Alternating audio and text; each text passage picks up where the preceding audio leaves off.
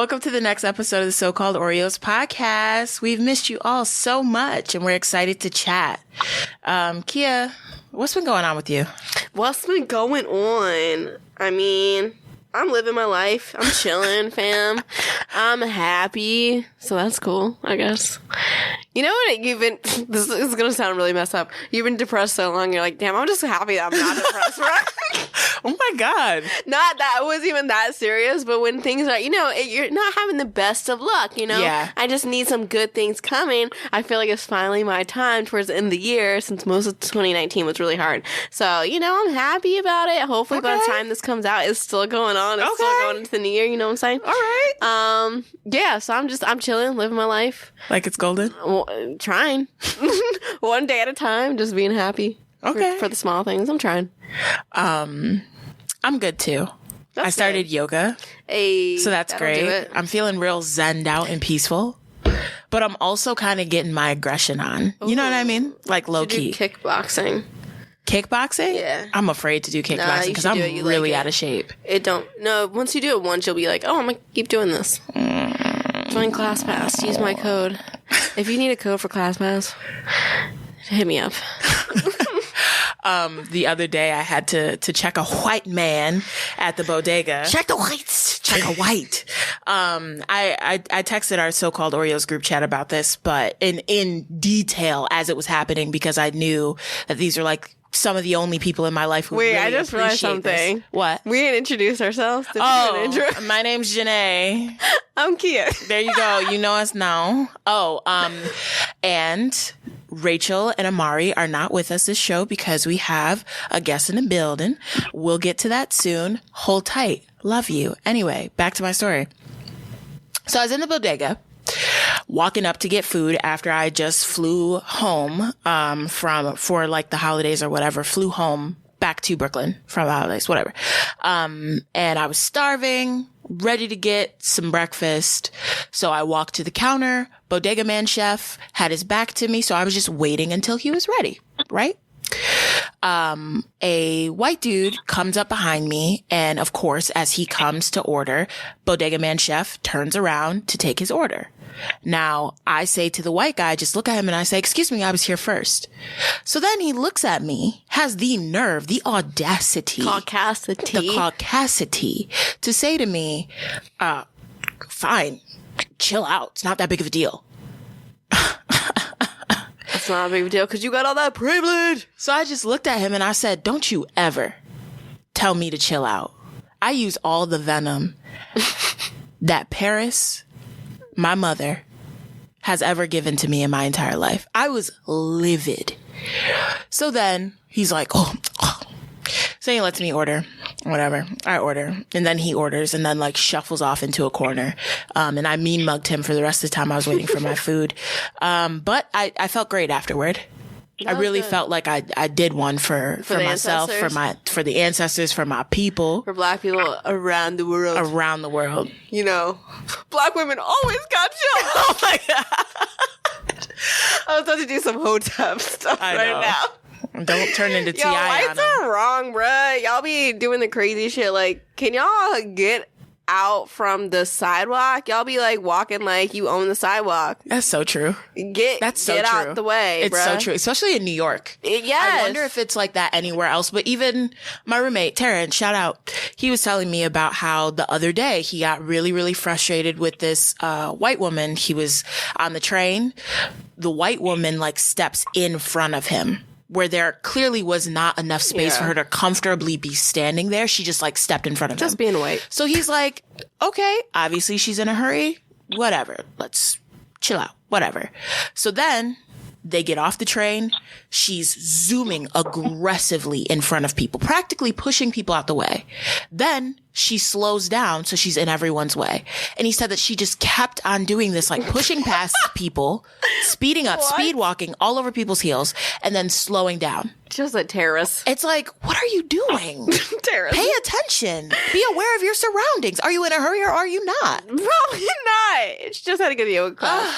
It also it's crazy to me how people are raised and they're just like, oh, I see a person in front of me. I'm just going to cut you anyway. Yeah. Even though I see that you were clear. And And also, did you just think I was going to sit back and not say anything? Because you got the wrong one. 9 times out of 10. I don't know who would just be like, sure. Unless I'm having a crap day and I will go off on you. Because, you know, there's some days where it's like, you gotta, you know, the devil is testing you. You know what I'm saying? Mm-hmm. But I don't know. Like, who raised you? What's wrong with y'all? Girl, I don't know. But let's get into it. Okay. So speak in Black history, y'all. Okay.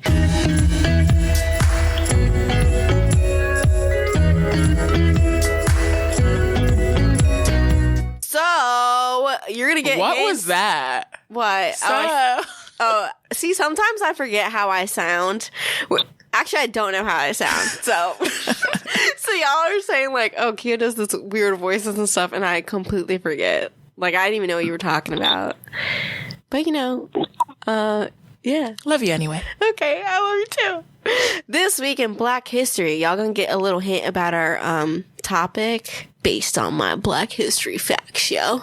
We need to record this podcast, like video record, so people can see our facial reactions, because it's really funny if you guys can just like picture it for now. But like, we're pretty funny people.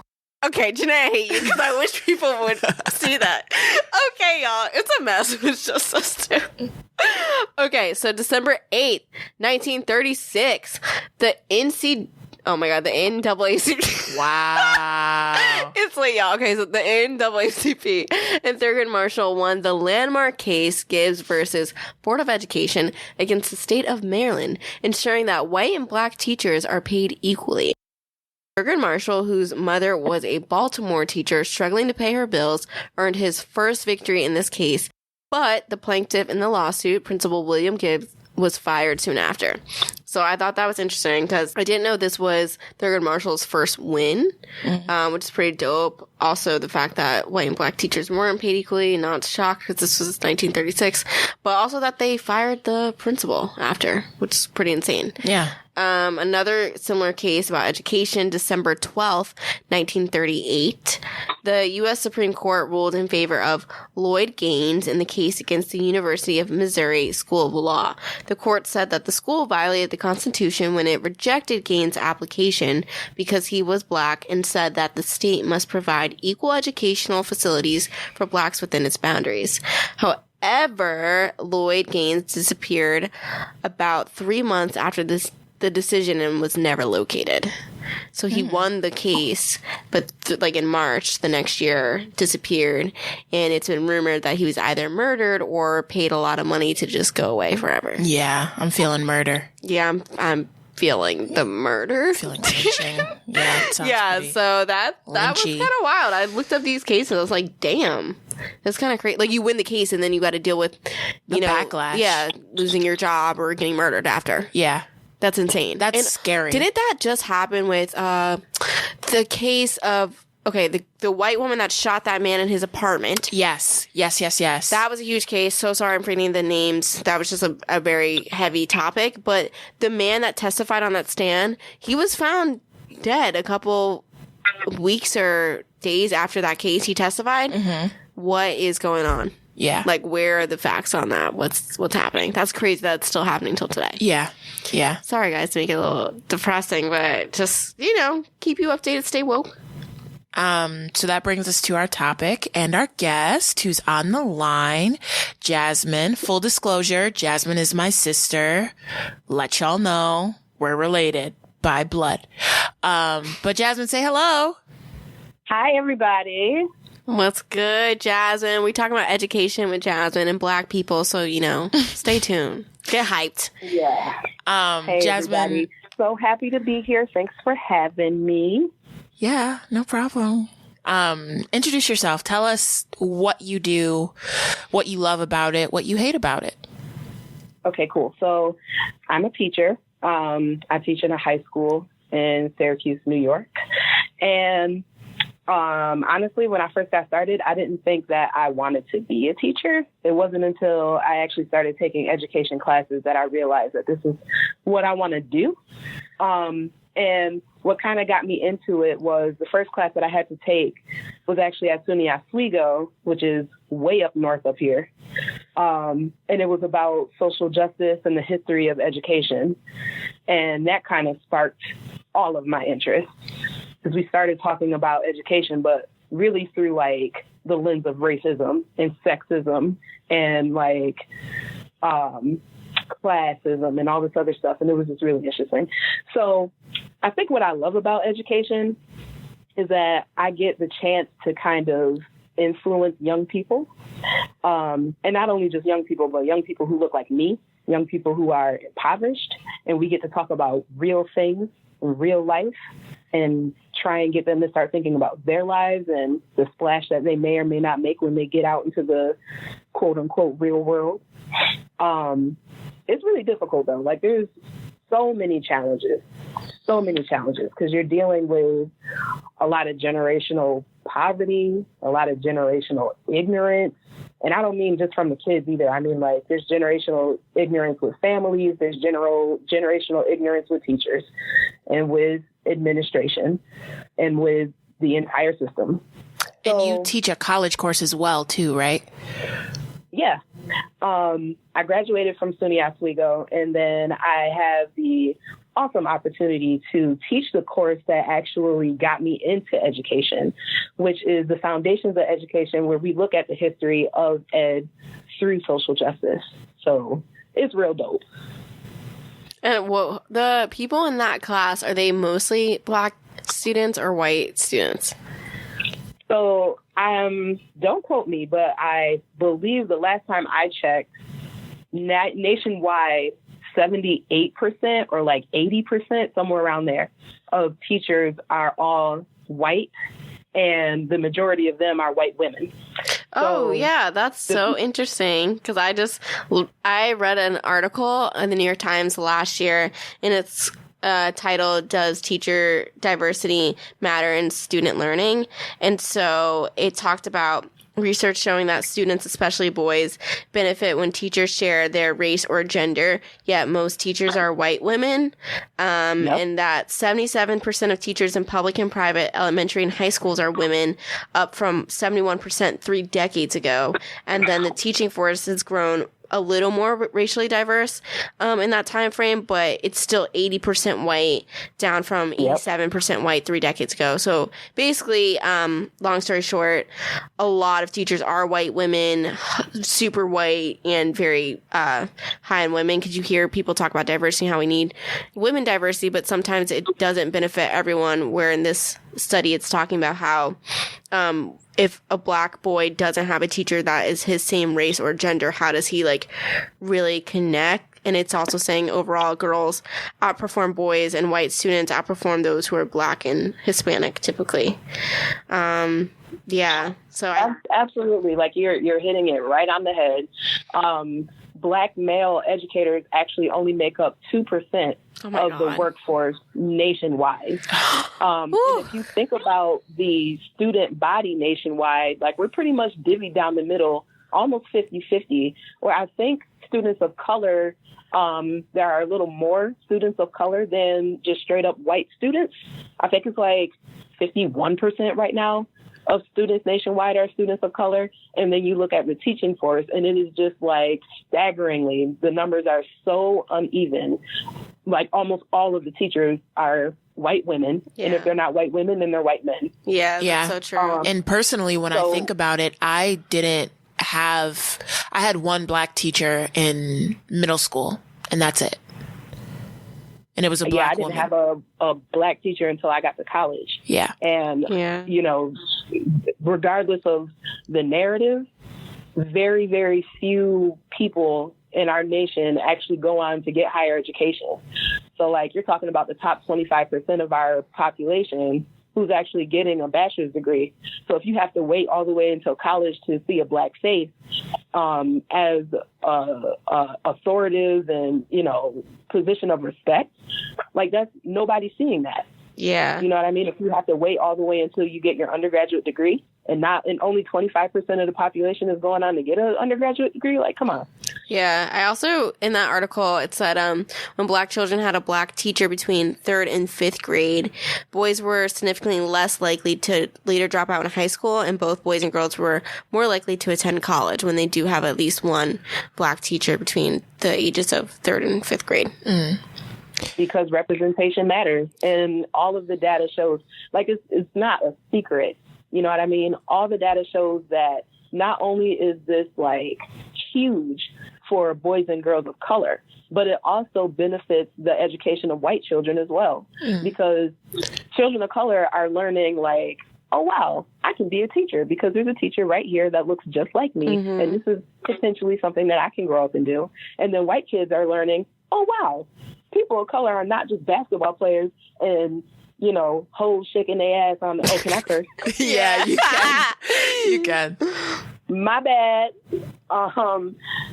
Essentially, white children learn that we are more than what mass media portrays us and has been portraying us, you know, over decades.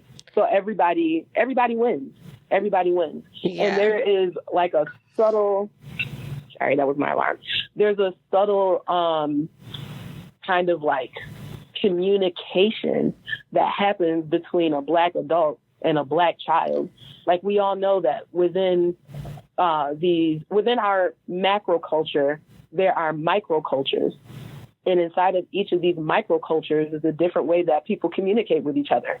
You know, if I am a child who is in the LGBT community, I'm going to connect with a teacher who's also in that same community.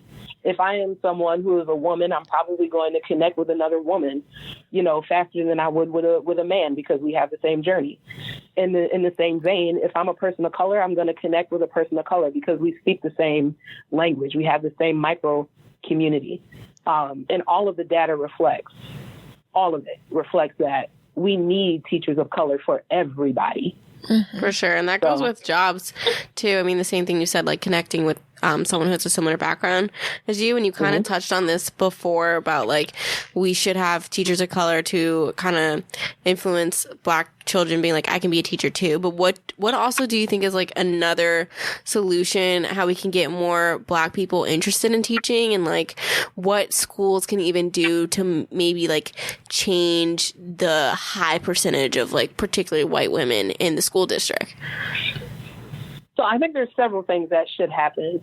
And I'm actually kind of proud of Syracuse City School District for trying this out. But one thing that needs to happen is the narrative needs to change.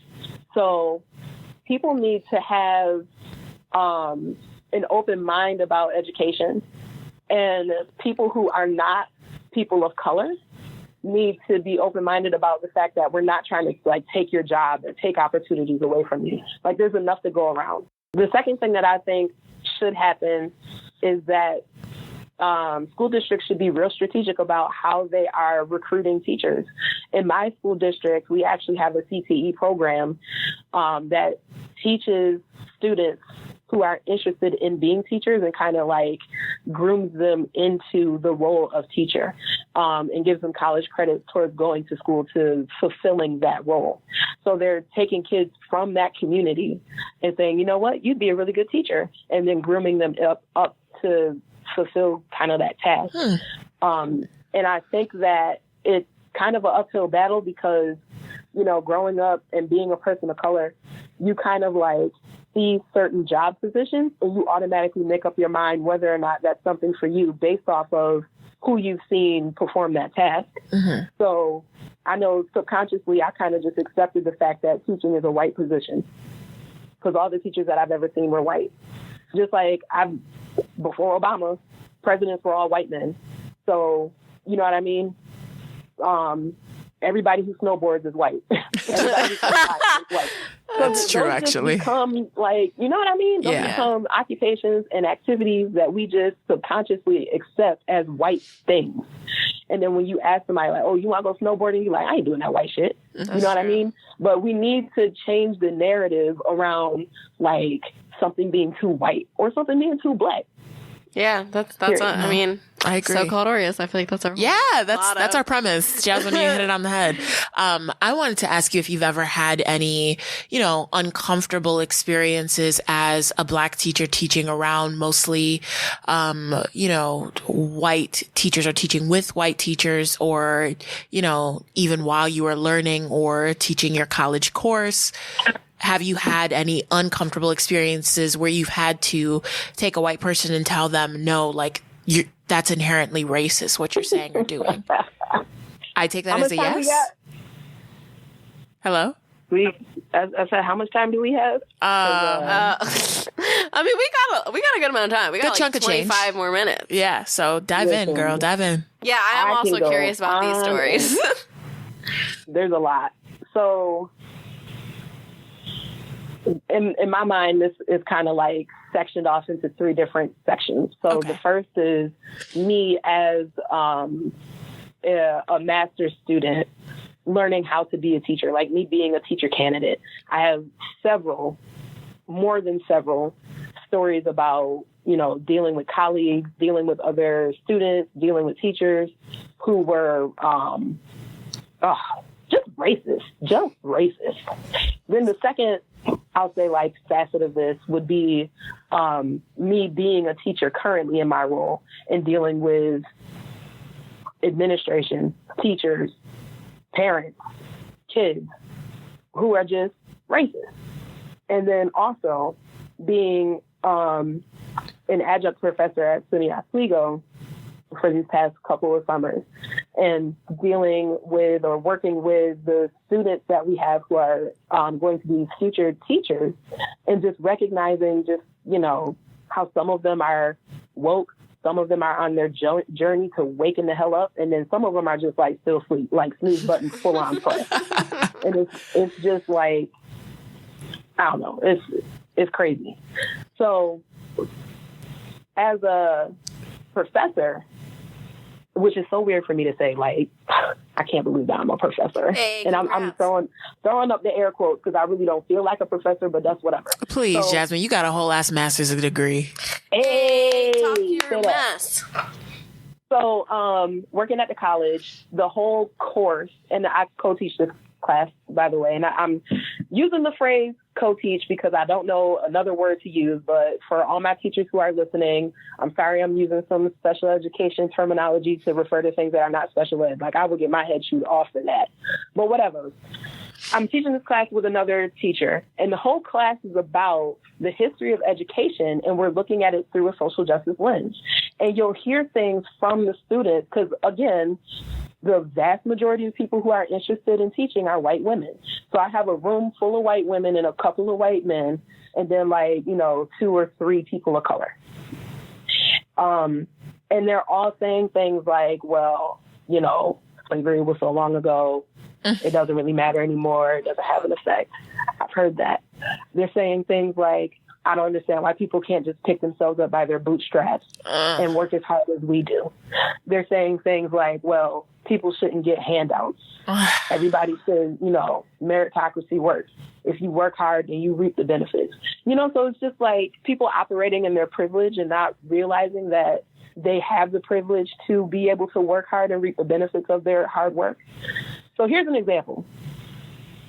Every week or so, the students have to write a couple of reaction papers. We take them, we grade them, we read them, and then we give them feedback. And the reaction papers are based off of stuff that they read and articles and stuff. So one student in her reaction paper, she said that her many-time great-grandfather or whatever worked really hard when he was an immigrant from, I think, Italy or some shit. He worked really hard, started his own business, built himself up from the ground up, and she's able to have the success that she has because he was passing down his legacy. And she was like, I'm not going to feel ashamed about that. I'm not going to apologize for my grandfather and his hard work. Which I'm sure no one was telling her to, but anyway, continue. Exactly. And that is exactly how I responded to her. I told her that she shouldn't have to apologize because nobody wants her to apologize. The only thing that I wanted her to realize is that while her many times great-grandfather was working hard and being able to reap the benefits of his hard work, my many times great-grandfather was also working hard and at the same time trying not to get lynched. And it was against the law for him to reap what he sowed. You understand? What was her response? What'd you say? What was her response? Oh, always silent. She was like, My edges are snatched. Yeah, it's kind of, you know, it's meant because how do you argue with that? You can't argue with that. Yeah, because it forces you to take the lens off of yourself and your own privilege and look at things through the vantage point of others. And that is essentially how we get anywhere. If you don't understand somebody, you have to step outside of yourself and try and look at it through their perspective and try and figure out what it is that you're missing. And I feel like a lot of this is just people who are unwilling to give up their privilege, who are unwilling to look at things from other people's perspectives and say, well, damn, maybe I'm fucking wrong, you know? So, and that's just like one of freaking many. I have one student, we were talking about, you know, how privilege works and about how historically people of color are at a disadvantage and white people have always had the advantage. And one student said to me, well, that's not true because there are many successful Black people in America. So you can't just say that all Black people are downtrodden and, you know, stepped all over and whatever. So I said, okay, name some successful Black people. Immediately he starts naming all of these like athletes. Yeah. So I said to him, so what you're telling me is the only way a Black person can be successful in America is if they dribble a ball for you. Is that what you're telling me? The only way that you can recognize a Black person as being successful is if they are an athlete or a rapper, shucking and jiving on the TV for your entertainment. Oh my God, that's so true. That's how I feel about the NFL. Same. Right. I feel like it's modern day slavery, but y'all can quote me. I don't care. So homeboy sat there like, you know, perplexed as fuck. And I basically went on to say, name a Black lawyer that you know. Name a Black doctor that you know. Name a Black, I don't know, judge that you know, or real estate agent that you know, or, you know what I mean, dentist that you know. I just started naming all of these professions that, you know, may give you a good living, and he couldn't. And then I said, well, can you name any white people? And of course you can name white people who have those professions. You know what I'm saying? Yeah. And then I also went on to tell him that there's always going to be an anomaly, no matter what you're talking about. If we're talking about meritocracy, there's always going to be somebody who works hard and they're able to pull themselves up by their bootstraps. But we need to focus on the majority of people. Majority of Black people are not getting the same opportunities as majority of white people, period.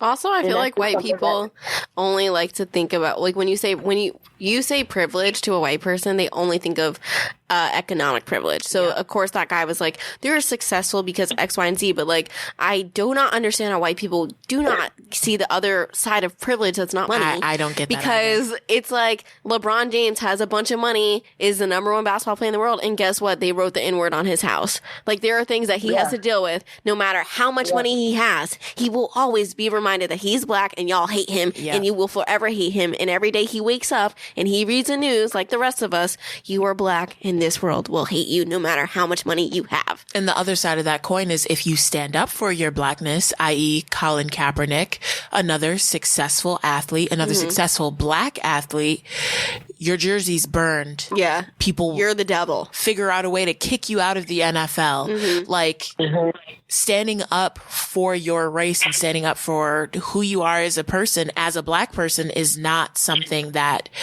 is given the go ahead. Yeah. And also based on like the teaching, like, do you think there should be, okay, maybe this is crazy, but do you think there should be background checks on teachers or like a required diversity training? Ooh.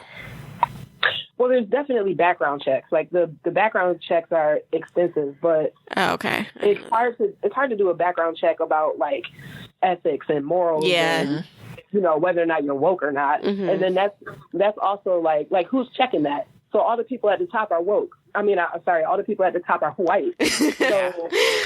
So who's gonna be the woke person to check and see if the other white people are woke? Like that's true. But is there some type of diversity training? Yeah, absolutely. Okay. I believe that in order to be a teacher, you absolutely should have required diversity training. And I think that diversity training should be ongoing. It's not something that you just, one class and then I'm done. Yeah. Like, nah. Because half of your student population is going to be or should be students of color or students who are gay or trans or students with disabilities, or, you know what I mean? Like, you're going to have people who have different religions who are different from you. So you need to be sensitive to that. You need to be tolerant of that, and you need to be checked on it. Even myself, right? Mm-hmm. I thought I was going to walk into my classroom and just be like, you know, total woke teacher. But I've had situations where I thought I was woke and wasn't woke, and had to check myself on my own preconceived notions.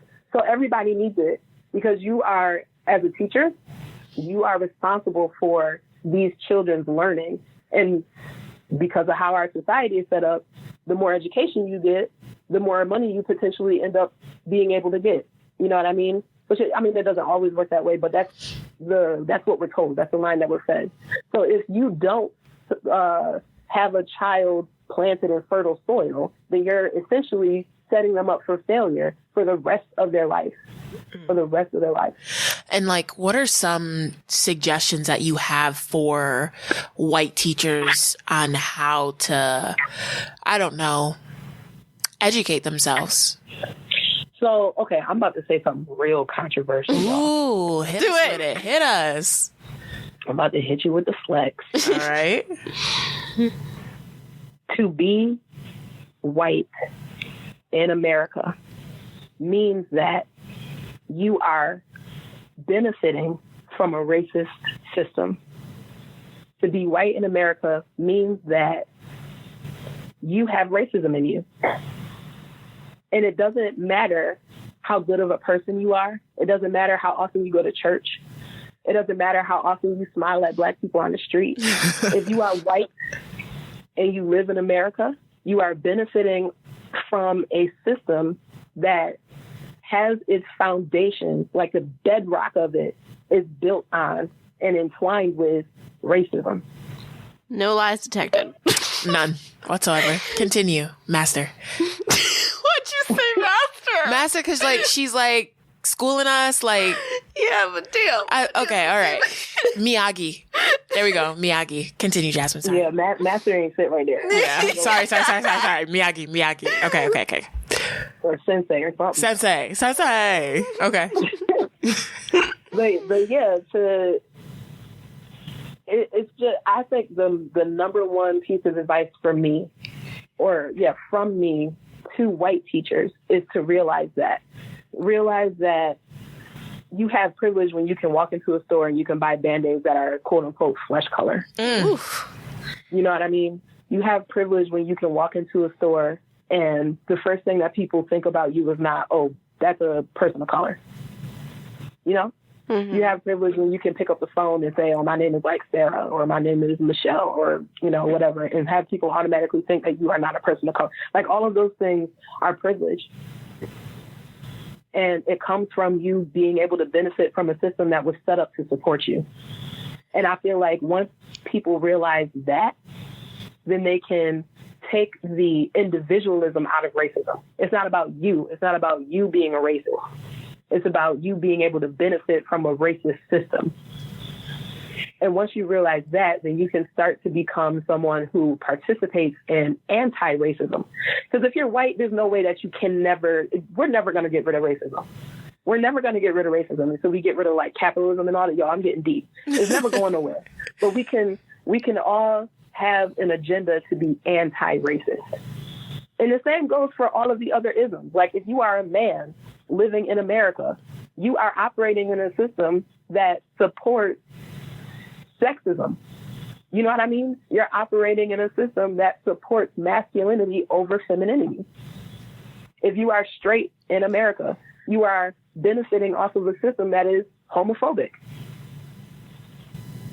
And I feel like in order to get to the next step, and in order to make like our society a better place, we just have to look at ourselves, figure out what our area of privilege is, and then take a back seat and become an ally. You know what I mean?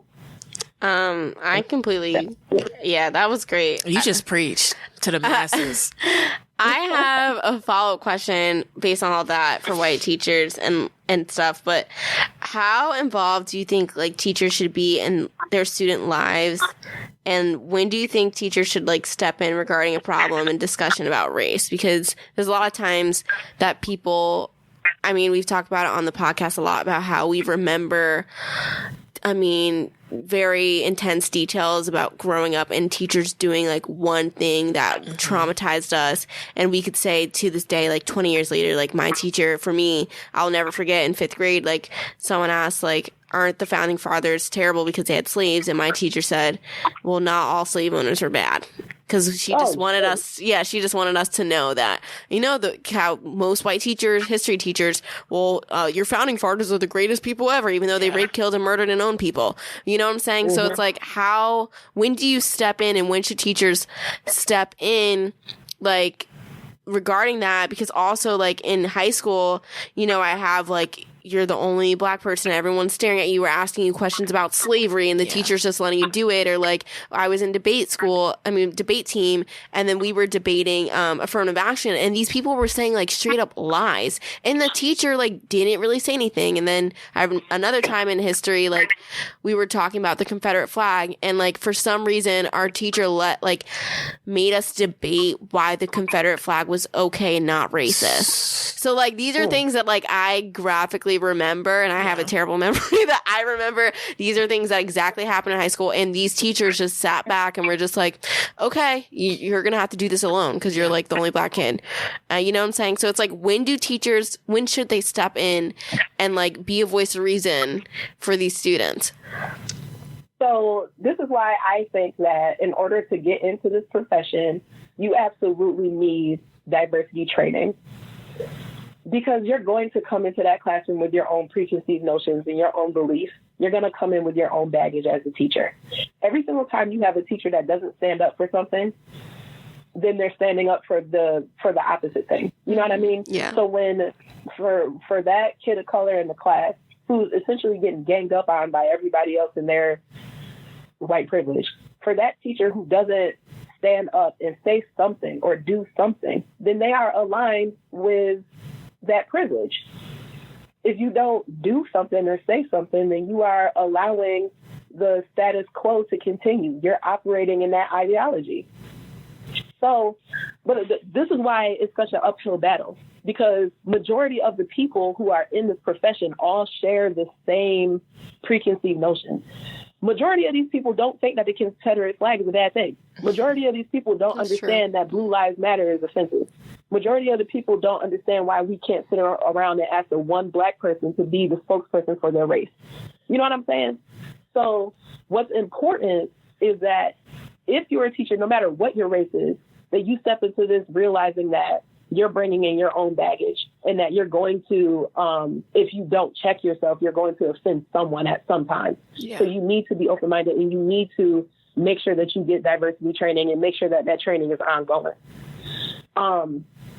Oh man, I had another point and it was so crystal and I just lost it.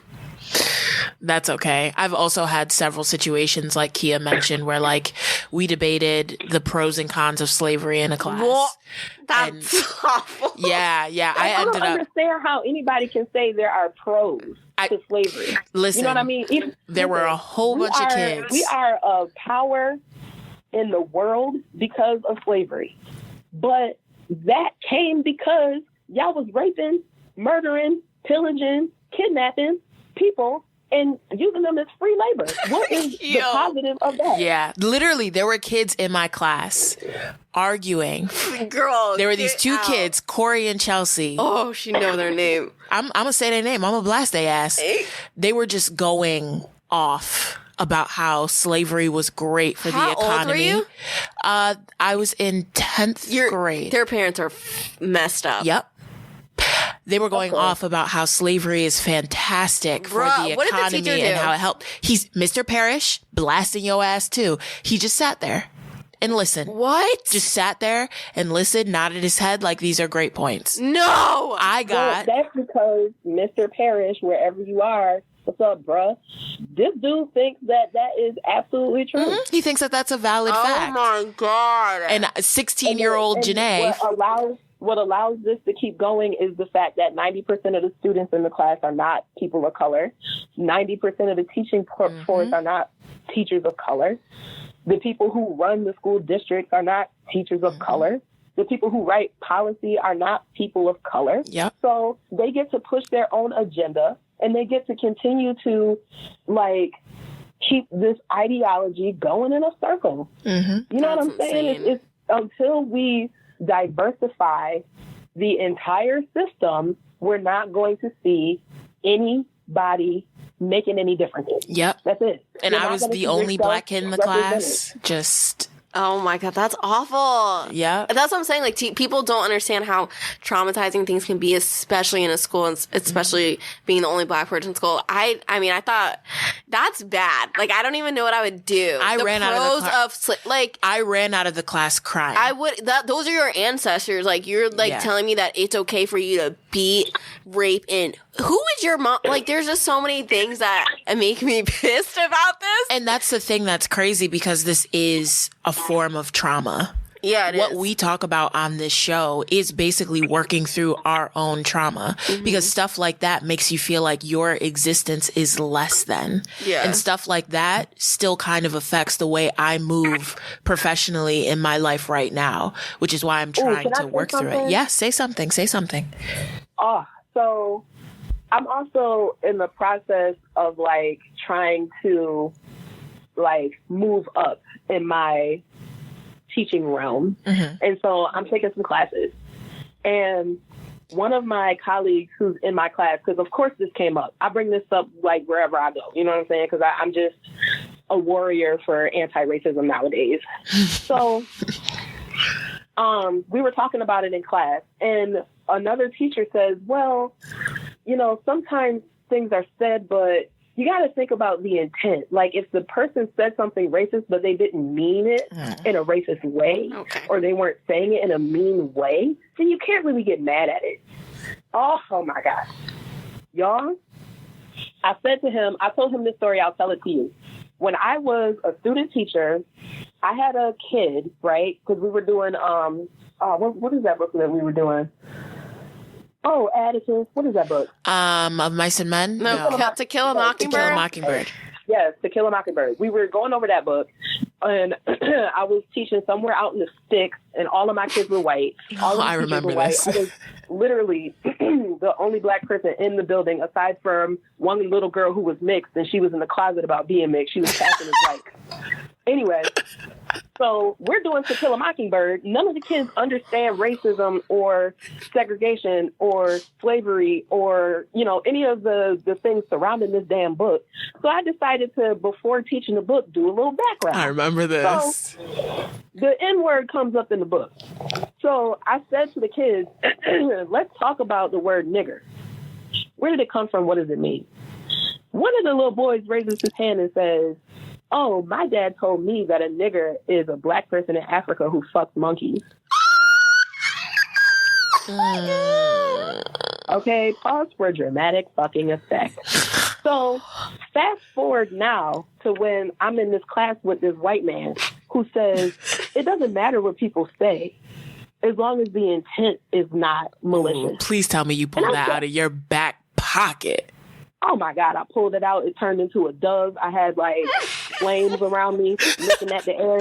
I told the whole class that story. And then I turned to that white man and I said, now you tell me in that moment whether or not intent matters.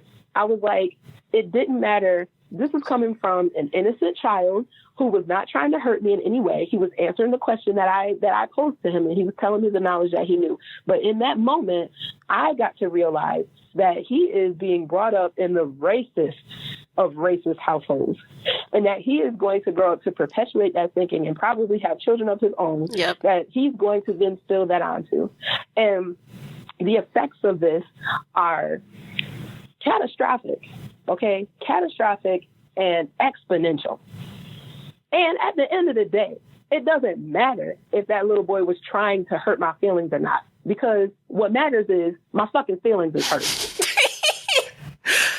I don't care, because we were talking about microaggressions and shit. Yeah. And he was like, sometimes black people just go off on me. And I don't mean to be mean. I'm just asking a question.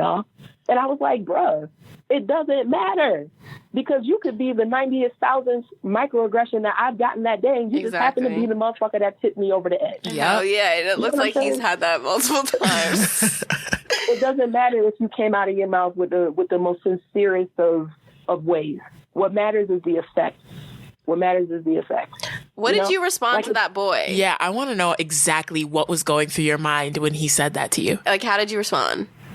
So my first thought was, oh shit, I done fucked up, because I really didn't know how to respond. So I basically just told him he was wrong. And then I went about talking about slavery and talking about how this word was used to to degrade people of color who were essentially kidnapped and sold into slavery. And that, they came up with this whole caste system to try and separate white people from black people, or more specifically, black people from poor white people, and how it, fed into slavery, and how, it has trickled into nowadays culture, and people try and just use the N-word as something that's just not a big deal, as a way to, kind of keep us invisibly enchained and shit. It got deep. But by the end of that conversation, he had a different outlook, which, praise God. I hope he told his daddy.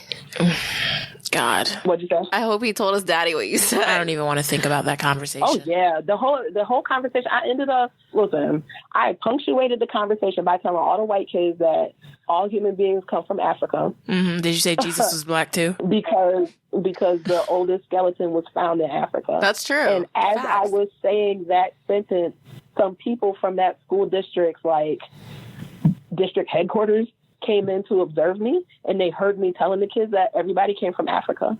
And then one of the district folk whispered to another district person, oh, great, now we have to deal with the kids going home and telling their parents that we're all black. Well, and I didn't find that out until afterwards, but I was totally okay with that. I mean, listen, I have had so many encounters. I had one host teacher when I was a student teacher. She wouldn't eat lunch with me. Oh. So then I found a teacher lounge and tried to make friends with people. And I found these really two portly older white women and sat down to eat lunch with them. And then they started talking about how all black people look the same, how all black athletes are the same. Yeah, it was just oh my God. Oh, I feel bad for any black person that grew up in that school. I feel bad for the white people that grew up in that school. To not know a black person is a crime. You know what I'm saying? Because at the bottom line, we the shit. Yeah. True. Oh my God. Closeted mixed girl. Kia, you are still cracking up over the closeted mixed girl. Killed me. You are still cracking up. She came out of the closet as mixed one day when I was teaching. Because we were talking about race and being black, and the kids wanted to touch my hair because, look, legit, they had never seen a black person. Oh my God. This was in, 2012 or 2014. I can't remember. It was fucking recent. Yeah. And these kids never saw a black person. So we're having mad deep discussions. Could you tell she was mixed though? I had an inkling because it looked like she tried to flat iron her hair every day, you know what I'm saying? Oh, no. Oh, poor baby. And I could see that her texture was closer to mine than it was Becky. But I ain't say nothing because, that's her journey, whatever. Yeah. So I'm trying to support homegirl by bringing in magazines that show us in a good light, and talking about all of these important black people in history, and opening up their minds. And all the kids are wow, black people aren't niggas. Kids dying right now, by the way. I look over at the girl, and she's biting her lips and shaking a little bit. And hiccuping softly. And I'm like, are you okay? And her friends are cooing at her and rubbing her back and trying to stroke their hair through her rough, coarse hair. And she goes, I have something that I want to tell everybody. So we sit there patiently as she's trying to cough it up. And she tells them I'm mixed. And it was all of the kids in the class was oh shit. And she was like, yeah, you guys don't know, but my mom's white and my dad's black. And you don't know how hard it is whenever we go somewhere as a family, they call my dad a nigger. And they laugh at us, they point at us. And she was like, I didn't want to tell anybody that I'm mixed because of how people treat my dad. Damn. And she just went into this whole, and I was like, girl, be proud to be black. You are black, and I appreciate you. And anytime you want to leave this bumfuck city and come to Syracuse, girl, you are welcome. Oh my God, you were dead serious that she came out of the closet as mixed. Holy shit. She really did. No, yeah, she did. She did. Oh my God, that's really like an SNL sketch. And I was there to usher her, you know what I mean, through that journey. And I was really proud of her that she finally came out. Damn. What would we do without teachers like you? She probably would go her whole life telling these white folks she white. Staying in the closet. Damn. Yeah. Yo. Well, Jasmine, I want to thank you so much for coming on the show today and enlightening us, hitting us with some black power, man. I feel rejuvenated. I'm about to go on these streets and I don't even know what. Trip these white folks. But thank y'all for having me. It's been really cool. And I hope to be back. Yay. Yeah, sure. Well, thank you guys so much for listening. This is So Called Oreos Podcast. You can follow us on like every social media at So Called Oreos. You can listen to our podcast everywhere where podcasts are available. Stitcher, Apple Podcast, Spotify, SoundCloud. I don't have my little notes in front of me, which tell me everything to say at the close. So I'm really winging it, y'all. Be proud of me. But see you soon. All right. Bye. Oh, that was great.